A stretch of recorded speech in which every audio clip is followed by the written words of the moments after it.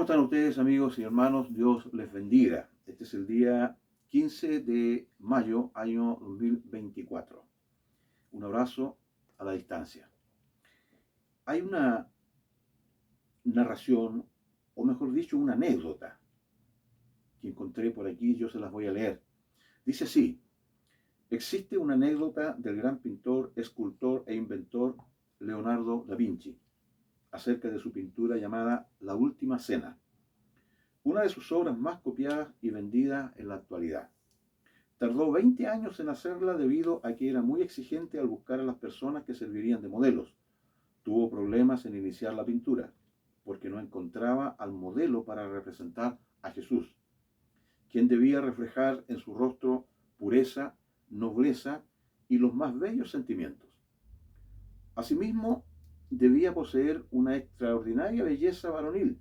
Por fin encontró a un joven con esas características. Fue el primero que pintó. Después fue localizando a los 11 apóstoles, a quienes pintó juntos, dejando pendiente a Judas Iscariote, pues no daba con el modelo adecuado. Este debía ser una persona de edad madura y mostrar en el rostro las huellas de la traición y la avaricia, por lo que el cuadro quedó inconcluso por mucho tiempo, por años, hasta que le hablaron de un terrible criminal que habían apresado.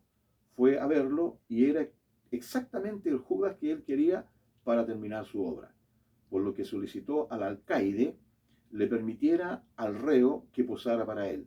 El alcaide, conociendo la fama del maestro da Vinci, aceptó gustoso y llevaron al reo custodiado por 2 guardias y encadenado al estudio del pintor. Durante todo el tiempo que posó, el reo no dio muestra de emoción alguna por haber sido elegido como modelo, mostrándose demasiado callado y distante. Al final, Da Vinci, satisfecho del resultado, llamó al reo y le mostró la obra. Cuando el reo la vio, sumamente impresionado, cayó de rodillas llorando. Da Vinci, extrañado, le preguntó el porqué de su actitud, a lo que el preso respondió: Maestro Da Vinci, ¿es que acaso no me recuerda? Da Vinci, observándolo fijamente, le contesta: no, nunca antes lo había visto. Llorando y pidiendo perdón a Dios, el reo le dijo: Maestro, yo soy aquel joven que hace 19 años usted escogió para representar a Jesús en este mismo cuadro. Qué impactante relato, ¿eh? Te hago una pregunta: ¿con cuál de los personajes nombrados aquí, de los que más resaltan, te identificas tú? ¿Con Jesús o con Judas? Un día quizás manos santas, sin ira, sin contienda, manos que se elevan a Dios. Al otro día estas mismas manos roban, matan y hacen quizás qué otro tipo de cosas. Un día luz, al otro día tiniebla y oscuridad. Conmovedor relato, sin lugar a dudas. Pero veamos quién era Judas, porque de Jesús sabemos bastante, ¿no es cierto? Pero ¿quién era Judas en realidad? Aparece en Mateo capítulo 10 del 1 al 4, los versículos. Dice así: entonces el Señor, llamando a sus 12 discípulos, fíjate, discípulos en primer lugar, les dio autoridad sobre los espíritus inmundos para que los echasen fuera, para sanar toda enfermedad y toda dolencia. Los nombres de los 12 apóstoles, fíjate, de discípulo ahora el Señor los llama apóstoles. Son estos: primero Simón, llamado Pedro, y Andrés su hermano, Jacobo hijo de Zebedeo y Juan su hermano, Felipe, Bartolomé, Tomás, Mateo el publicano, Jacobo hijo de Alfeo, Lebeo por sobrenombre Tadeo, Simón el cananista y Judas Iscariote, el que también le entregó. Bueno, desde los versículos 5 al 42, Jesús le da instrucciones a sus discípulos que ahora se llaman apóstoles, en donde está, por supuesto, que el apóstol Judas Iscariote, el que entregó a Jesucristo. Pero veamos algunas instrucciones aquí en los versículos 5, desde el 5 hasta el 8. A estos 12 envió Jesús y les dio instrucciones diciendo: por camino de gentiles no vayáis y en ciudad de samaritanos no entréis, sino id antes a las ovejas perdidas de la casa de Israel. Y yendo, predicad diciendo, el reino de los cielos se ha acercado. Sanad enfermos, limpiad leprosos, resucitad muertos, echad fuera demonios. De gracia recibiste, dad de gracia. O sea, gratuitamente recibiste estas cosas y también tú gratuitamente predicas el Evangelio. Y ahí está el apóstol Judas Iscariote. Increíble, ¿no? Bueno, Judas andaba en la luz, andaba en Cristo.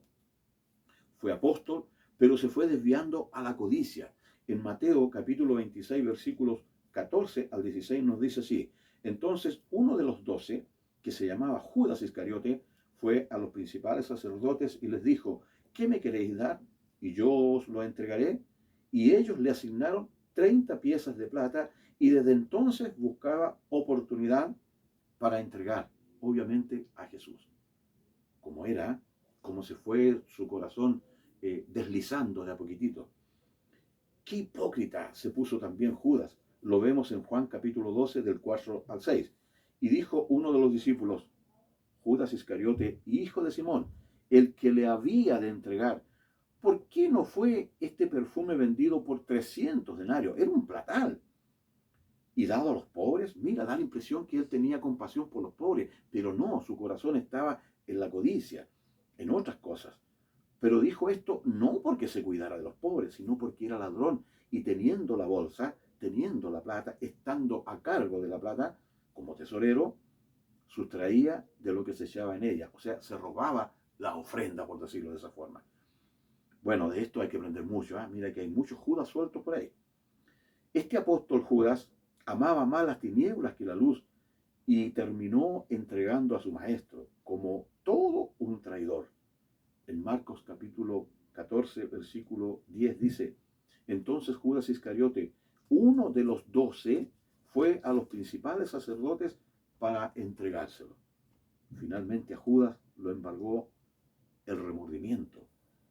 En Mateo capítulo 27, versículos 3 y 4 nos dice así, entonces Judas, el que le había entregado, viendo que era condenado, devolvió arrepentido las 30 piezas de plata a los principales sacerdotes y a los ancianos, diciendo, yo he pecado entregando sangre inocente.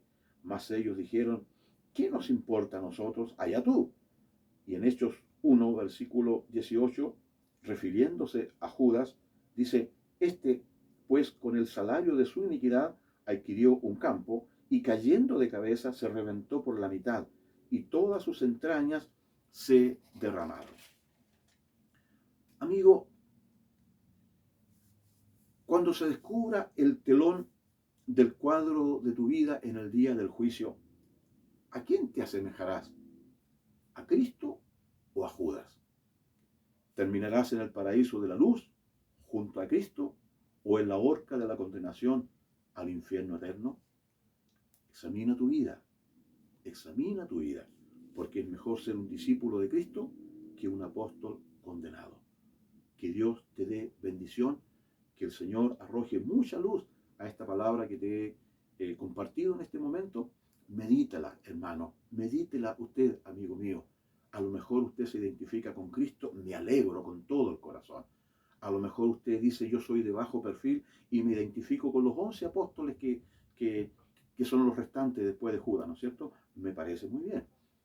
O a lo mejor dice, ¿sabe qué? Me estoy asemejando mucho a Judas, porque un día sirvo al Señor, hago lo que Judas hacía, predicaba, enseñaba, echaba fuera demonios, resucitaba muertos, o lo hago así también yo, ¿no es cierto? Pero ahora no pasa nada. Es más, soy avariento, me gusta la plata, me gusta engañar, me gusta robar. Y eso, por Dios, que es tan común hoy día, aparece en todas partes, en el mundo religioso, en el mundo de los políticos, en todas partes. Donde hay plata, parece que está Judas metido. Tengamos cuidado. Y a lo mejor tú te estás identificando con él en este momento. Mira lo que la palabra de Dios te muestra. Acuérdate del relato que te conté en un principio.